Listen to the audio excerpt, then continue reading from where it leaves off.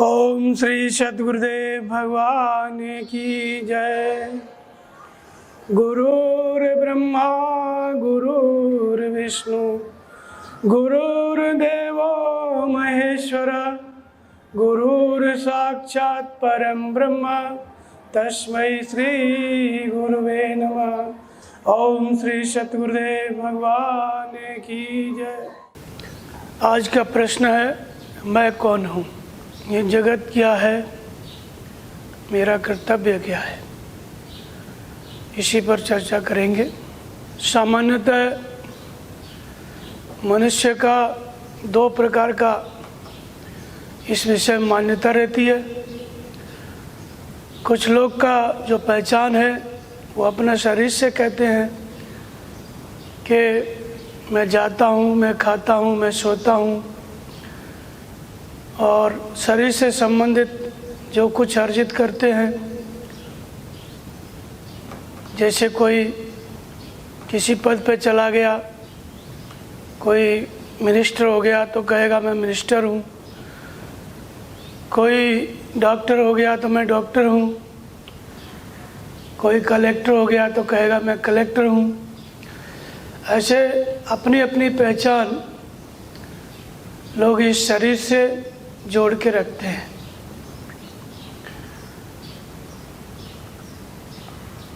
और दूसरी मान्यता है, जब कोई शास्त्र पढ़ लेता है, जैसे गीता, तो गीता को पढ़ लिया तो उसमें आत्मा ही सत्य है, तो फिर बोलने लगता है कि मैं शरीर नहीं, मैं आत्मा हूँ।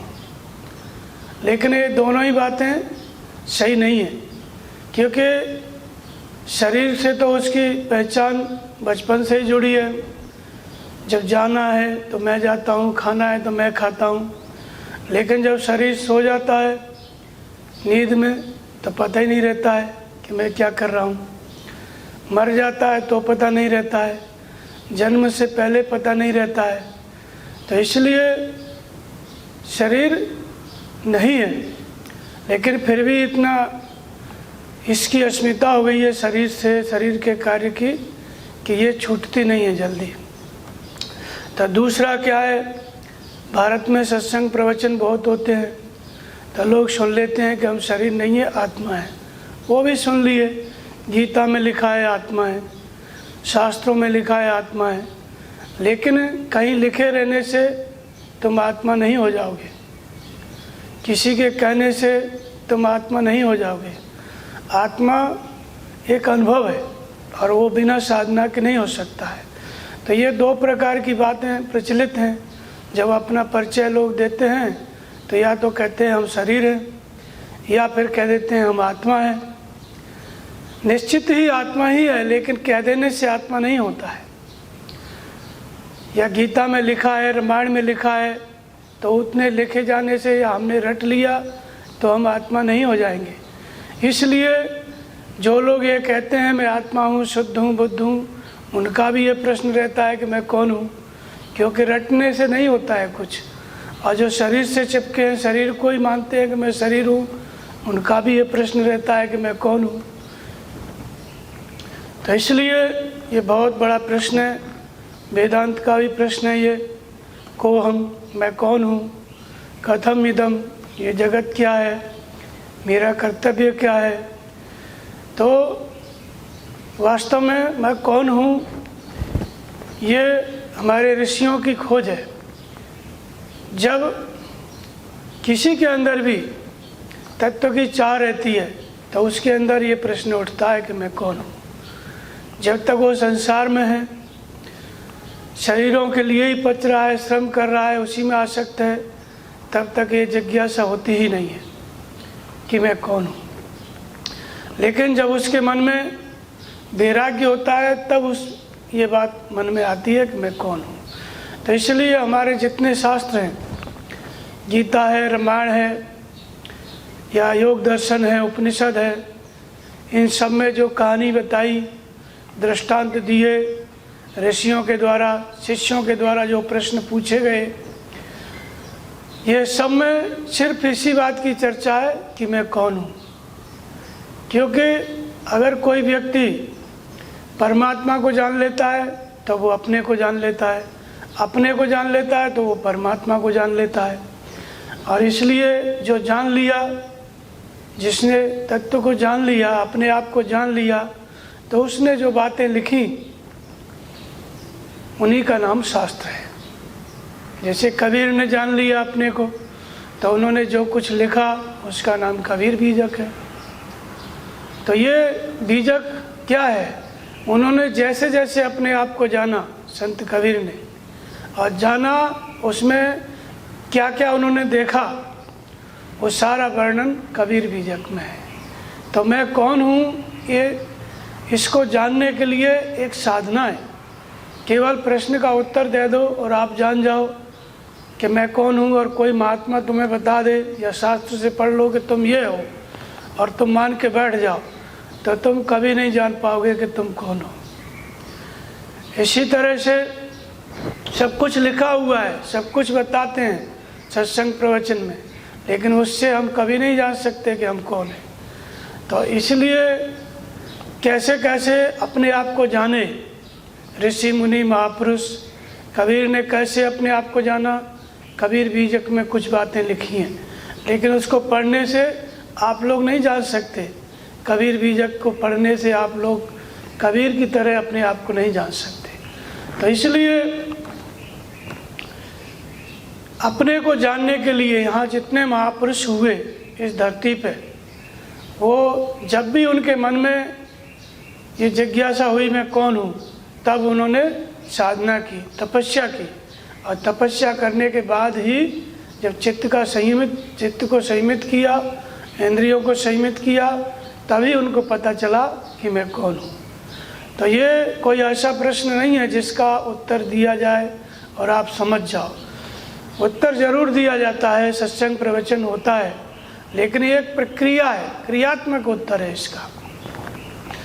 तो इसलिए हमारे यहाँ जितने ऋषि मुनि हुए, उन्होंने साधना करके अपने आप को जाना, फिर उन्होंने कुछ बातें दूसरों के लिए मार्गदर्शन के लिए लिखी।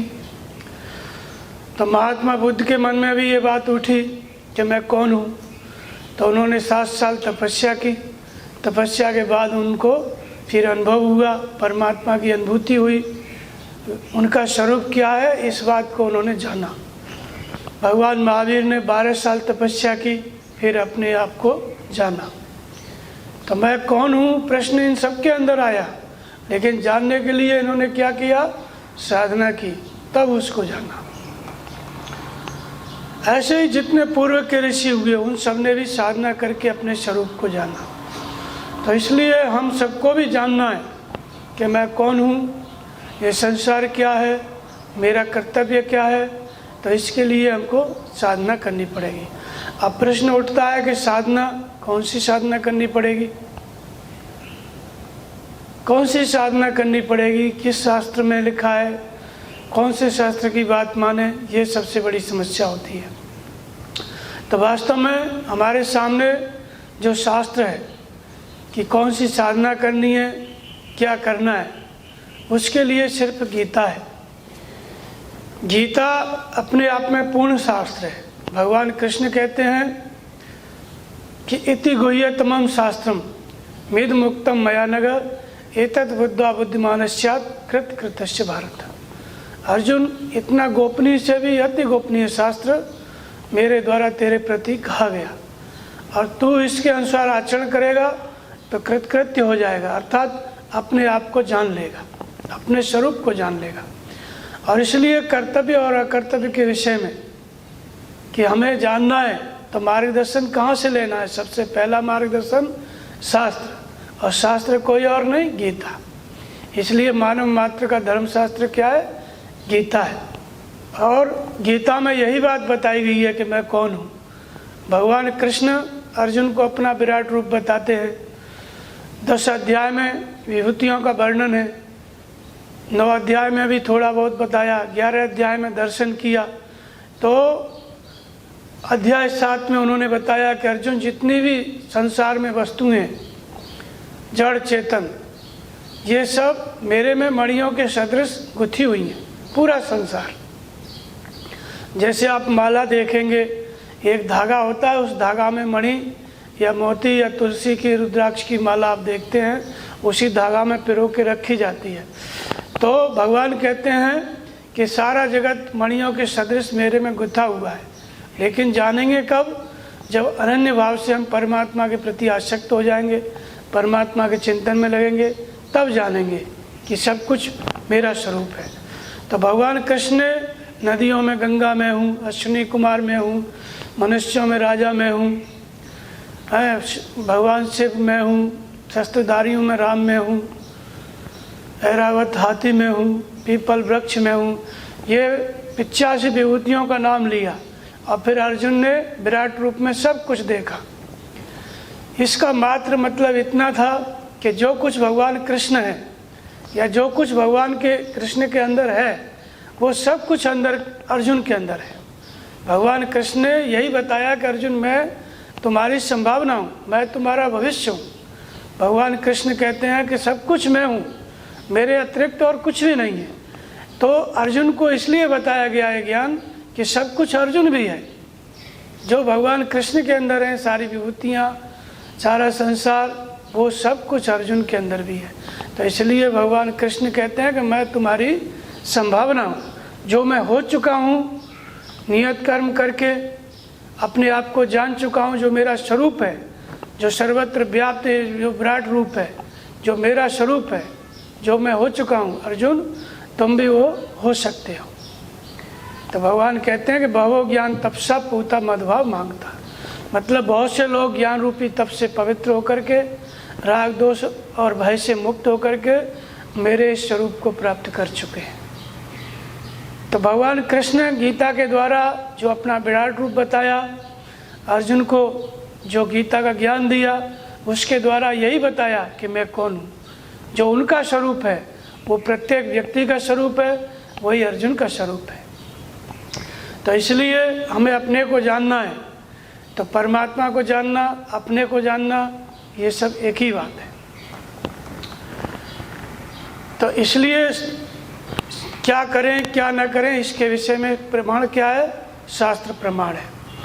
तो शास्त्र कोई और नहीं, गीता ही शास्त्र है। भगवान कृष्ण कहते हैं कि मैंने इस अविनाशी योग को कल्प के आरंभ में सूर्य से कहा, सूर्य ने अपने पुत्र मनु से कहा, मनु से इच्छाकु ने जाना और इच्छाकु से राजर्षियों ने जाना और राजर्षि काल में ये योग लुप्त हो गया, मनुष्य की विचारधारा से ओझल हो गया। भगवान कहते हैं कि वही पुरातन योग मैं तुमसे कहने जा रहा हूँ। सूर्य से भी मैंने ही कहा था सृष्टि के आरंभ में, और तुमसे भी मैं कहने जा रहा हूँ। अर्थात गीता क्या है? सबसे पुराना धर्मशास्त्र है, जो भगवान के श्रीमुख की वाणी है, किसी की लिखी हुई नहीं है। भगवान का जो भगवान है, परमात्मा है, जो कण कण में व्याप्त है, उसकी वाणी है, जो प्रत्येक व्यक्ति के हृदय में। तो इसलिए हमारा जो मूल शास्त्र है वो गीता है। तो कर्तव्य और अकर्तव्य के विषय में जो प्रमाण है वो क्या है? गीता। तो भगवान कृष्ण कहते हैं कि यह शास्त्र मुत्सृज्य वर्तते काम कारता न च सिद्धिम न वाप्नोति न सुखम न परम गति। जो इस शास्त्र विधि से रहित होकर के मनमाने ढंग से आचरण करता है, उसके लिए न सुख मिलता है, न सिद्धि मिलती है, न परम गति मिलती है। इसलिए तस्मात् शास्त्रम प्रमाणन्ते कार्य कार्य व्यवस्थितो ज्ञात्वा शास्त्र विधानोक्तम कर्म कर्तुमर्हसि। क्या करना है क्या नहीं करना है, इस विषय में गीता ही प्रमाण है। तो हमें अपने को जानना है, तो उसकी जो विधि है वो क्या है? वो गीता है। तो जो बहुत सारी विधियां प्रचलित हैं संसार में, उनके लिए इस गीता में भगवान कहते हैं कि व्यवसायत्मका बुद्धि एके कुरुनंदन बहुशाखाय अनंचाच अबुद्धियो व्यवसायना। जो अनेक अनेक प्रकार की विधियां हैं, जैसे बहुत से लोग कहते हैं कि मैं कौन हूँ, इस बात को जानने के लिए सिर्फ एक ही प्रकार का जो विचार है कि मैं कौन हूँ, बार बार इसी विचार को दोहराओ, और अन्य विचार आए उनको हटाओ, इसी विचार को दोहराओ, तो आप जान लोगे कि मैं कौन हूँ। लेकिन ऐसी कल्पना करने से नहीं जान सकते, इसी के लिए गीता शास्त्र है। कल्पना के द्वारा कोई आप विधि बना लिए तो आप नहीं जान सकते अपने आप को। ऐसे ही बहुत से लोगों का विचार है कि मन में कल्पना करो शांत बैठ करके, और फिर जो तुम्हारे मन में जो आकृति आती है तुम्हारी, उसी की कल्पना करो, यही तुम हो। तो इस तरह से कल्पना करने से कोई अपने आप को नहीं जान सकता। अपने आप को जानने के लिए हमारे पास विधि है गीता, और गीता में सभी प्रकार की जो विधियां प्रचलित हैं भजन करने की, भगवान कृष्ण कहते हैं कि वे सारी विधियां अविवेकियों की देन है। अविवेकियों की बुद्धि अनंत शाखाओं वाली होती है। जो अविवेकी हैं, अविवेकी होते कौन है? तो कहते हैं कामनाओं के कारण जिनकी बुद्धि का अपहरण हो गया है। कामेस्तस्त्र हृत ज्ञाना प्रपद्यन्ते अन्य देवता तम तम नियम आस्ताय प्रकृतिया नियता स्व। जिनकी बुद्धि का अपहरण हो गया है, अर्थात जिनको विवेक नहीं है। क्यों नहीं है? कामनाओं के कारण। और कामनाओं की पूर्ति के लिए वो अनेक अनेक प्रकार की विधियों की रचना कर लेते हैं और उनके नियम बना देते हैं, उनके बारे में सत्संग प्रवचन करते हैं। और जो उनके अविवेकियों की जो वाणी सुनता है उनकी भी बुद्धि भ्रष्ट हो जाती है, वे भी उस बुद्धि का शिकार हो जाते हैं। तो इस गीता को छोड़ के जो अनेक अनेक प्रकार से जानने की कोशिश कर रहे हैं कि मैं कौन हूँ, तो वो कभी नहीं जान सकते।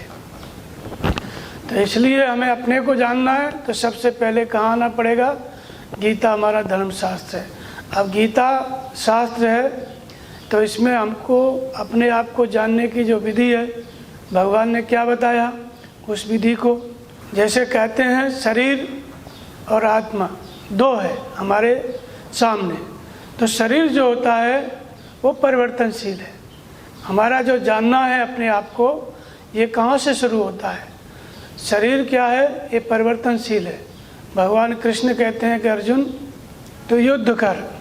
अर्जुन अगर युद्ध करता है तो सामने कौरवों के शरीर खड़े थे, पांडव पक्ष में उनके शरीर खड़े थे।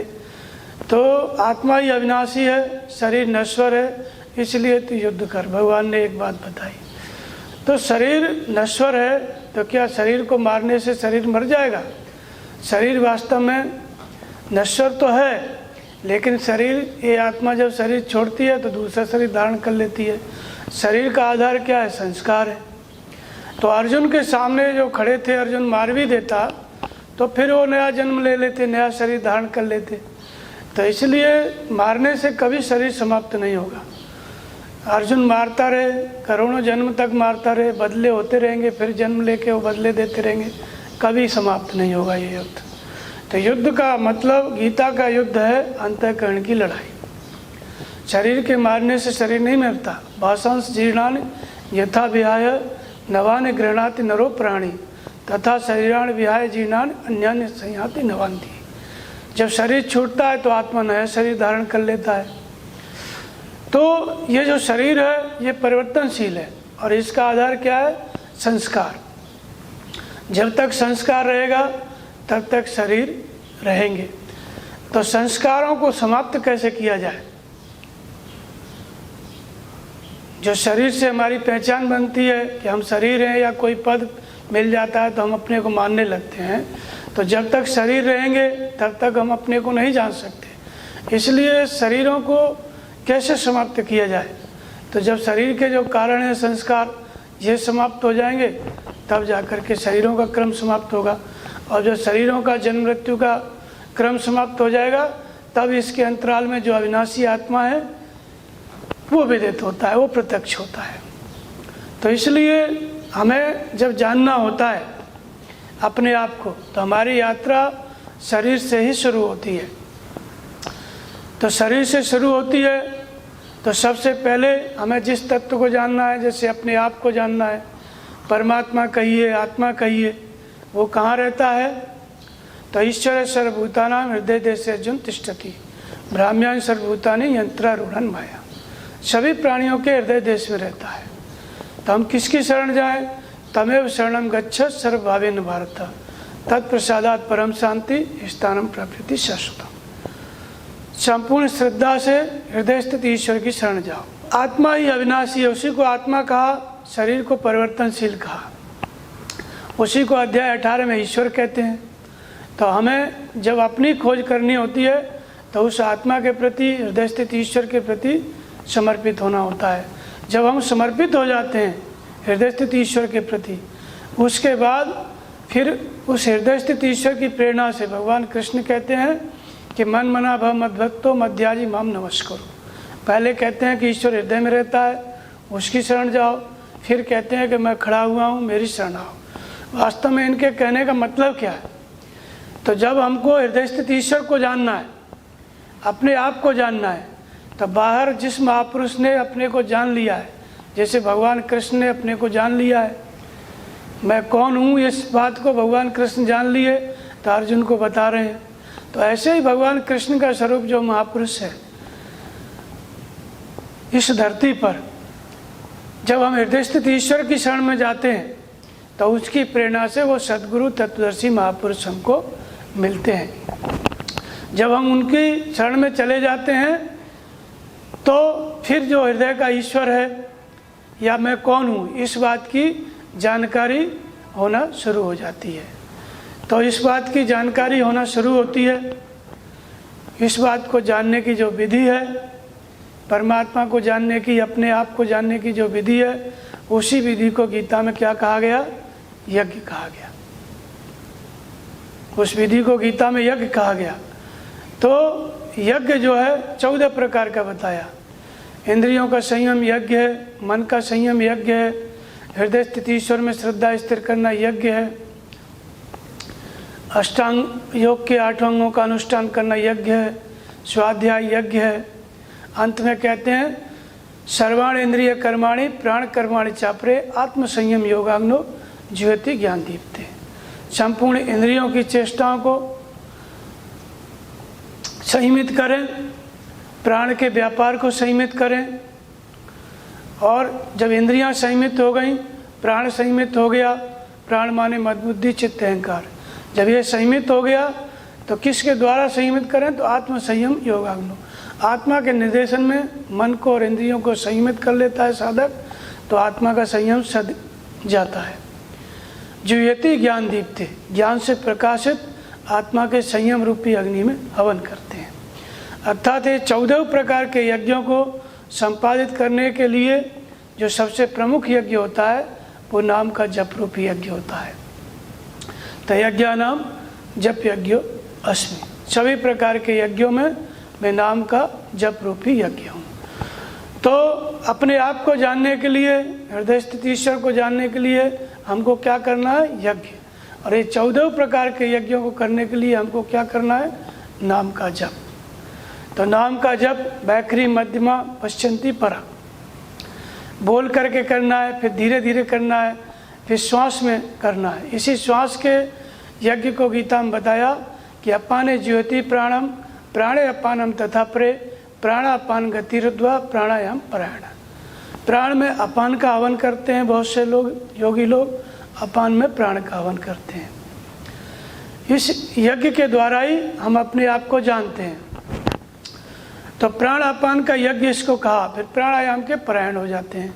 तो वास्तव में प्राण और अपान, श्वास अंदर गई तो ओम, बाहर आई तो ओम, इस तरह से श्वास को देखो मन को दृष्टा बना करके, और जब श्वास को देखने लगो तो श्वास अंदर जाए तो ओम, बाहर आए तो ओम। इसको पश्चंती का जप कहते हैं, इसी को प्राणापान कहते हैं। और श्वास को देखते देखते जब दूसरे विचार शांत हो जाते हैं तो इसको प्राणायाम कहते हैं। प्राणायाम क्या है? यज्ञ का परिणाम है। तो इसलिए यज्ञ करते करते फिर भगवान कहते हैं कि यज्ञ सृष्टा मृत भुजो। ये यज्ञ कहाँ पहुँचाएगा हमको?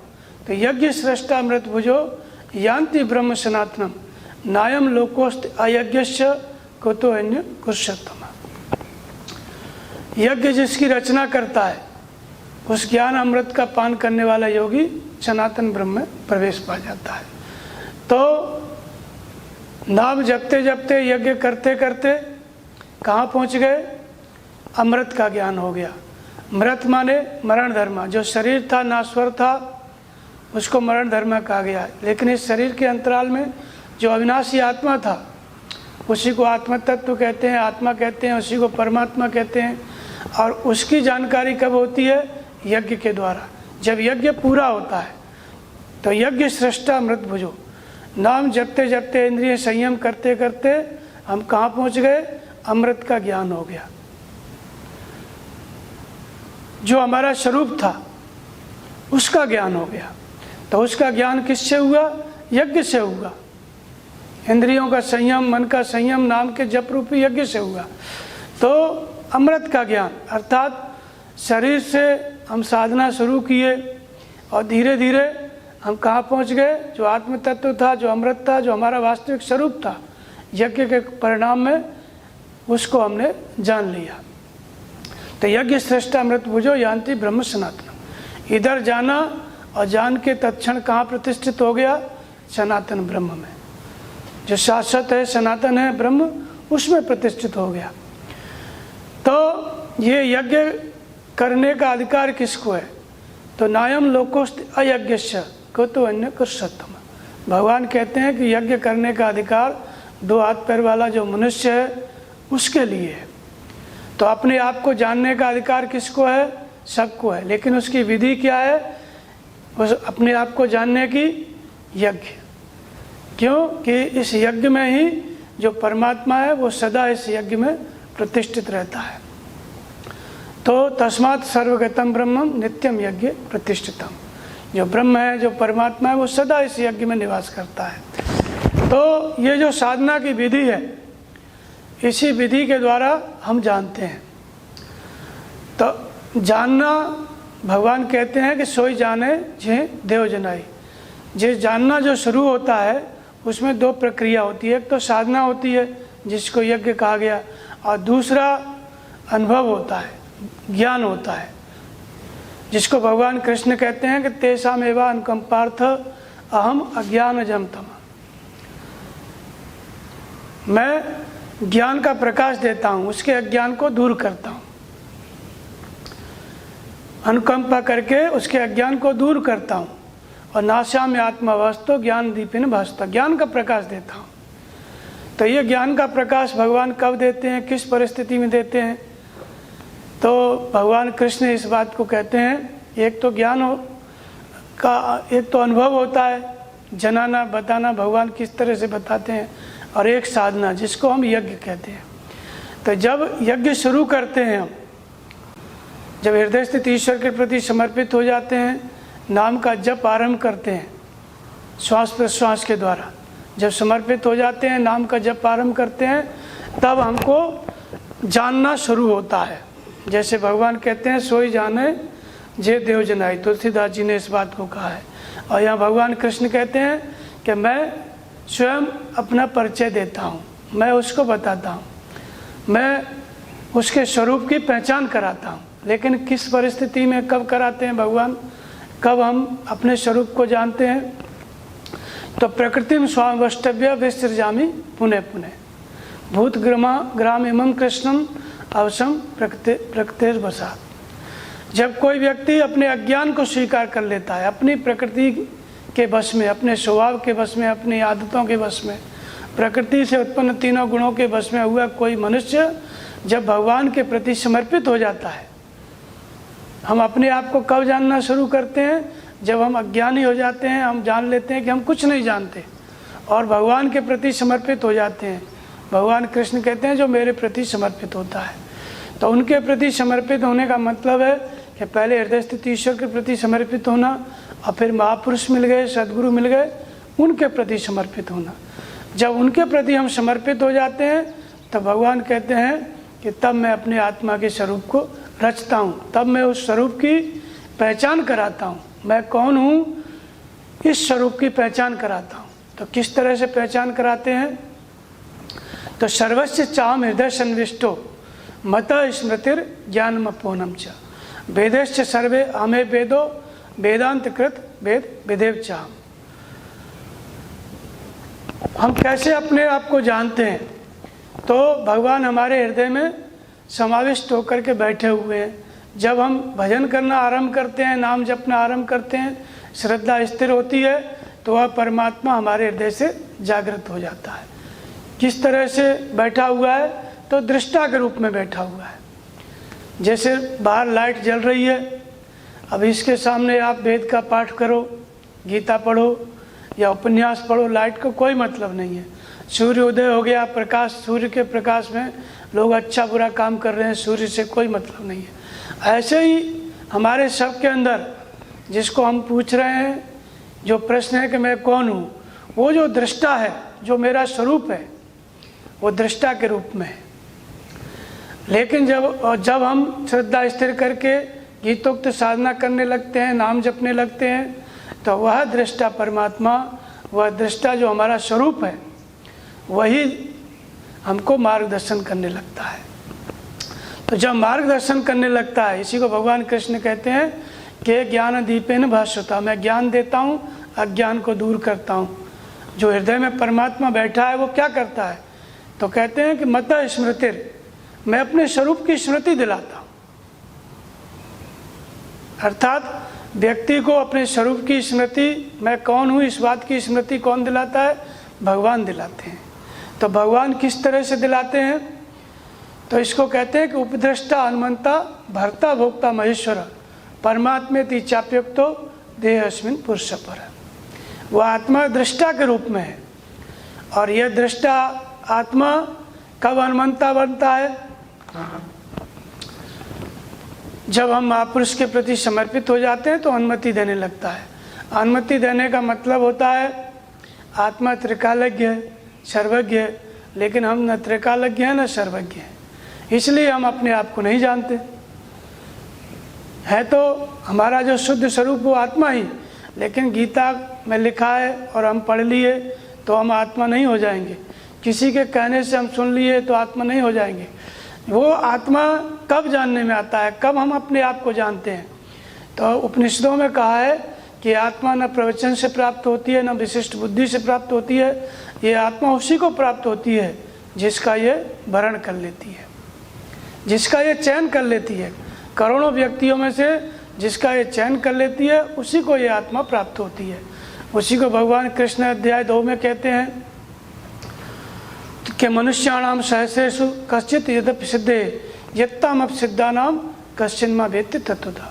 हजारों मनुष्यों में कोई बिरला ही मेरी प्राप्ति के लिए यत्न करता है, और यत्न करने वाले उन हजारों में ही कोई बिरला ही तत्व से मुझको जानता है।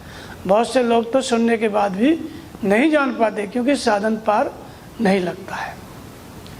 तो उसी बात को उपनिषद कहते हैं कि आत्मा प्रवचन से प्राप्त नहीं होती है, विशिष्ट बुद्धि से प्राप्त नहीं होती है। जिसका ये वर्ण कर लेती है उसी को ये आत्मा प्राप्त होती है। उसी को कहते हैं दृष्टा आत्मा। और ये दृष्टा का आत्मा का वर्ण करना क्या है? वर्ण करने का मतलब, जैसे आप बाहर देखेंगे, वर्ण का मतलब चयन करना है। जैसे विवाह होता है तो स्त्री पुरुष का वर्ण करती है, तो वर्ण करने का मतलब है कि वो उसके प्रति समर्पित हो जाती है। ये सारी जिम्मेदारी उस पुरुष की होती है जिसके अधीन वो हो जाती है। ऐसे ही आत्मा वर्ण करने का मतलब होता है कि इस आत्मा की जागृति हो जाए। हम शरीर स्तर पर खड़े हुए हैं, आत्मा त्रिकालज्ञ है, सर्वज्ञ है, तीनों कालों की जानकारी आत्मा को है, लेकिन हमको नहीं है। और हमको तीनों कालों की जानकारी नहीं है तो हम नहीं जानते हैं कि हम कौन है। लेकिन जब ये उपदृष्टा आत्मा अनुमंता होता है, अनुमति देने लगता है, वहाँ से हम अपने स्वरूप को जानना शुरू करते हैं। भगवान हमको जनाना बताना शुरू करते हैं। जैसे भगवान कहते हैं कि सर्वश्च चाहम हृदय संविष्टो मत स्मृतिर ज्ञानमपोहनम च। मैं अपने स्वरूप की स्मृति दिलाता हूँ। हृदय स्थित ईश्वर हृदय में रह के क्या करता है? तो कहते हैं कि मैं अपने स्वरूप की स्मृति दिलाता हूँ। और यहाँ पे वही आत्मा जो त्रिकालज्ञ सर्वज्ञ, वही अनुमंता हो जाती है, उपदृष्टा से अनुमंता। कब? जब हम उसके प्रति श्रद्धावान होते हैं, जब हम हृदय स्थित ईश्वर के आत्मा के प्रति हमारी श्रद्धा स्थिर होती है, तब वो आत्मा अनुमति देने लगती है। सही क्या है, गलत क्या है, क्या करना है, क्या नहीं करना है, ये बात हमको हमारी आत्मा जागृत होकर के बताने लगती है। इसी को भगवान का बताना कहते हैं, आत्मा को बताना कहते हैं। तो बताने क्या लगती है? बताने का मतलब होता है कि हम वर्तमान में क्या कर रहे हैं, क्या सोच रहे हैं, भविष्य में क्या होने वाला है, वो सब बातें आत्मा जागृत होकर के बताने लगती है, स्वप्न के माध्यम से, अंग फड़कन के माध्यम से। अंग फड़कन और स्वप्न, और जब ध्यान में मन एकाग्र हो जाता है तो सुषुप्ति के माध्यम से। ये तीनों अनुभवों के माध्यम से हमें हमारा स्वरूप दिखाई पड़ने लगता है, जिसको हम कहते हैं कि मैं कौन हूँ। तो वास्तव में कुछ लोग पहले कहते हैं कि मैं शरीर हूँ, तो ये भी बात गलत है। कुछ लोग ये कहते हैं कि मैं आत्मा हूँ, शुद्ध हूँ, बुद्ध हूँ, तो ये भी बात गलत है। जब तक ये आत्मा स्वयं प्रकट होकर आपको बताने न लगे कि आप कौन हैं, तब तक आप नहीं जान सकते। तो इसलिए तीसरी बात क्या कही गई कि महर्षि पतंजलि कहते हैं कि अथ योग अनुशासन। योग क्या है? एक अनुशासन है। किसको अनुशासित करें? आसपास को करें, किसी देश को करें, तो कहते हैं योगस चित्त वृत्ति निरोध। चित्त की वृत्तियों का निरोध हो जाना योग है। चित्त की वृत्तियों के निरोध होने से क्या मिलेगा? तो तदय दृष्टा स्वरूप अवस्थान। ये दृष्टा आत्मा अपने सहज स्वरूप में स्थित हो जाता है। तो वृत्तियों के निरोध के पहले ये दृष्टा आत्मा कैसा है? क्या अपने स्वरूप में नहीं है? तो कहते हैं कि नहीं, वृत्ति स्वरूप में मित्र। दूसरे समय में ये दृष्टा आत्मा जैसी वृत्ति है वैसा ही इसका स्वरूप है। तो इस जो वृत्ति है इसको दो प्रकार का बताया, क्लिष्ट और अक्लिष्ट। क्लिष्ट मतलब क्लेशों को धारण करने वाली, संसार उन्मुखी वृत्ति, आसुरी प्रवृत्ति कहो, अविद्या कहो। अक्लिष्ट माने दैवी वृत्ति कहो, क्लेशों से मुक्त करने वाली वृत्ति कहो, सजाती वृत्ति कहो। तो ये दो प्रकार की वृत्ति हैं। तो इसलिए दूसरे समय में जो दृष्टा का स्वरूप है वो क्या है? जैसी वृत्ति वैसा स्वरूप। तो इसलिए जो लोग कहते हैं कि मैं शुद्ध हूँ, बुद्ध हूँ, आत्मा हूँ, तो कहने से नहीं हो जाएगा। जैसी वृत्ति है, जैसा आप कार्य कर रहे हैं, वही आपकी आत्मा का स्वरूप है। अगर आप व्यापार कर रहे हैं तो लोग आपको व्यापारी कहेंगे, ना आप खुद आत्मा हैं, आत्मा होते हुए भी आत्मा नहीं है, और ना आपको कोई आत्मा मानेगा, न ईश्वर मानेगा। तो इस तरह से जैसा जो कार्य कर रहा है, वृत्ति माने कार्य, जो कार्य आप कर रहे हैं वही आपकी आत्मा का स्वरूप है। तो इसलिए वृत्तियों के अनुरूप जो आत्मा का स्वरूप है, तो इस स्वरूप को क्या कहा गया? जीव कहा गया।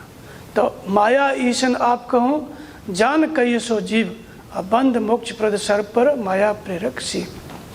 तो आरंभ में क्या है? वृत्तियों के अनुरूप इस आत्मा का स्वरूप है। तो लोग झटके में बोल देते हैं कि मैं आत्मा हूँ, तो आत्मा नहीं है, कहने से नहीं होता है। जैसी आपकी वृत्ति है आरंभ में आप वही हो, अर्थात जीवात्मा का जैसी वृत्ति है वैसा ही स्वरूप है। लेकिन जब ये आत्मा जागृत हो जाती है, मार्गदर्शन करने लगती है, तब जाकर के हमें अपना स्वरूप दिखाई देने लगता है कि हमारे अंदर क्या होने वाला है, क्या विचार हम कर रहे हैं। अगर हम संसार का चिंतन कर रहे हैं तो हमारी आत्मा का स्वरूप क्या है? संसारी है। काम का चिंतन कर रहे हैं तो काम का स्वरूप है आत्मा का। क्रोध का चिंतन कर रहे हैं तो क्रोध का स्वरूप हो गया। और विवेक, वैराग्य, संयम, नियम का चिंतन कर रहे हैं तो हमारी आत्मा का स्वरूप क्या है? साधु का स्वरूप है। जब साधना कर रहे हैं तो साधु का स्वरूप है। पर ये दोनों वृत्तियाँ ही हैं। और वास्तविक स्वरूप क्या है, जिसको कहते हैं मैं कौन हूँ, वो जब ये वृत्तियाँ सजाती और विजाती, देवी और आश्री, क्लिष्ट और अक्लिष्ट, ये दोनों प्रकार की वृत्तियों का निरोध हो जाएगा, तब वास्तविक स्वरूप का ज्ञान होगा। तो अनुमंता जब होता है, दृष्टा आत्मा जब अपने स्वरूप को प्रकट करता है, तो वे आत्मा जो है दोनों प्रकार के स्वरूप प्रकट कर देता है। कैसे? कि जब व्यक्ति विकारों का चिंतन कर रहा है तो उसकी आत्मा का स्वरूप दिखाई देगा उसको सपने में, विकारों का।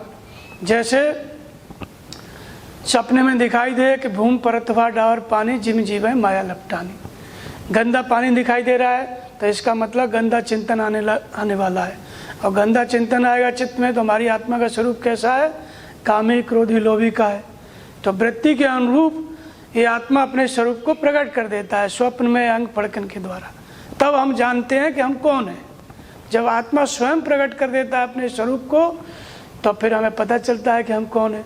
और जब गंदा चिंतन, खराब चिंतन शांत हो गया, मन भजन में लग गया, नाम जब ध्यान में लग गया, तो स्वप्न वैसा ही दिखाई देने लग गया। निर्मल घन जन सो आकाशा, हरिजन एव परिहर सब आशा।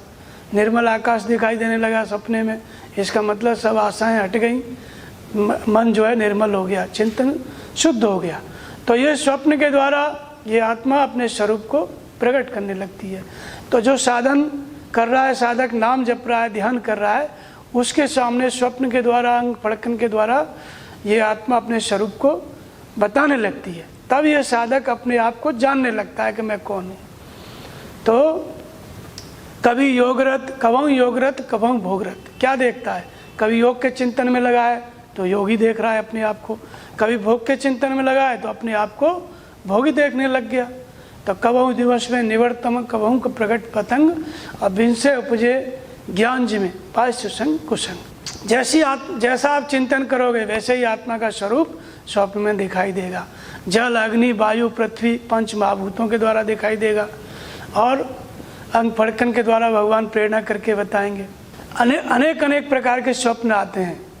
स्वप्न में जैसे आग जल रही है और फसल जल रही है, तो इसका मतलब आपकी आत्मा का स्वरूप क्या है? दूषित होने वाला है। दैवी संपत्ति समाप्त होकर आसुरी संपत्ति का चिंतन आने वाला है। तो ये स्वप्न के जो दृश्य आते हैं, भैंसा पीछा कर रहा है स्वप्न में, तो इसका मतलब काल पीछा कर रहा है या कोई बीमारी पीछा कर रही है। तो ये आत्मा का स्वरूप प्रकट होने लगा स्वप्न के द्वारा। तो जब आत्मा का स्वरूप प्रकट होने लगता है तब जाकर के हमें पता चलता है कि हम कौन हैं। तो यहाँ से साधक जानना शुरू होता है। जब भगवान बताना शुरू करते हैं तब वो अपने स्वरूप को जानना शुरू करता है। तो सोई जाने जिन्हें देव जनाई। जब आत्मा अपने स्वरूप को प्रकट करती है तभी हम समझ पाते हैं कि हम कौन हैं। तो जैसी वृत्ति है वैसा ही स्वरूप हमको दिखाई देता है स्वप्न में। इसको कहते हैं अनुमति। भगवान बताने लग गए। काकभूषण जी जब भगवान के उदर में प्रवेश कर गए तो उन्होंने देखा कि देखी माया बहुविध गाड़ी, अत सवित जोरे कर ठाड़ी, और देखा जीव नचावे जाई, और देखी भगत सो छोरे छाई। 3 प्रकार की चीज़ दिखाई देती है स्वप्न में। एक तो जीवात्मा का स्वरूप हम स्वयं दिखाई देते हैं, और दूसरा अग्नि, जल, वायु, इनसे निर्मित कोई वस्तु वो दिखाई देती है। वो क्या है? वो हमारी वृत्ति है। जैसे स्वप्न में दिखाई दिया कि तालाब का जल सूख रहा है, तो रस रस सूख सरित सर पानी, ममता त्याग करें जिम ज्ञानी। तो तालाब का जल सूख रहा है धीरे धीरे, तो इसका मतलब है आपको दिखाई पड़ा तो ममता त्याग करें जिम ज्ञानी, अर्थात ममत्व का त्याग कर रही है हमारी वृत्ति। तो ये सजाती वृत्ति है कि हम ममता का त्याग कर रहे हैं। तो स्वप्न में दिखाई दिया तो हमारी आत्मा का वो स्वरूप है, भगवान ने बताया। तो ऐसे ही अलग अलग प्रकार से पांच तत्वों के द्वारा ये स्वप्न आते हैं। तो ये आत्मा का स्वरूप जब दिखाई देने लगता है, इसी को अनुमति कहते हैं। तो अनुमति के अनुसार जब चलने लग गया साधक, तो उपदृष्टा अनुमंता भरता, फिर वही भगवान जो मार्गदर्शन कर रहे हैं भरण पोषण करने लगते हैं, प्रेरणा करके जिसमें आपका हित है वो करने लगते हैं। और जब भगवान के अनुसार आप चलते बन गया, साधना करते रहा साधक, तो धीरे धीरे भोक्ता का मतलब होता है जो कुछ यज्ञ, दान, तप साधक कर रहा है वो सब भगवान उसको ग्रहण कर लेते हैं और बदले में अपना स्वरूप प्रदान करते हैं। तो फिर वो हो जाता है महेश्वर। महेश्वर मतलब प्रकृति का स्वामी। तो जो दृष्टा आत्मा था, जब वो प्रकट किया अपना स्वरूप, उसकी अनुमति में साधक चलने लगा तो भरता हो गया। भरता मतलब पालन करने लग गया। भगवान जो आत्मा था वो पालन करने लग गई, साज संभाल करने लग गई, योगक्षेम करने लग गई, और उसी क्रम में आगे चलता गया तो भोक्ता हो गया। अर्थात यज्ञ, दान, तप, नाम जब जो कुछ भी भगवान के प्रति समर्पित हुआ किया वो स्वीकार कर लिया और बदले में महान ईश्वर के रूप में परिवर्तित हो जाता है।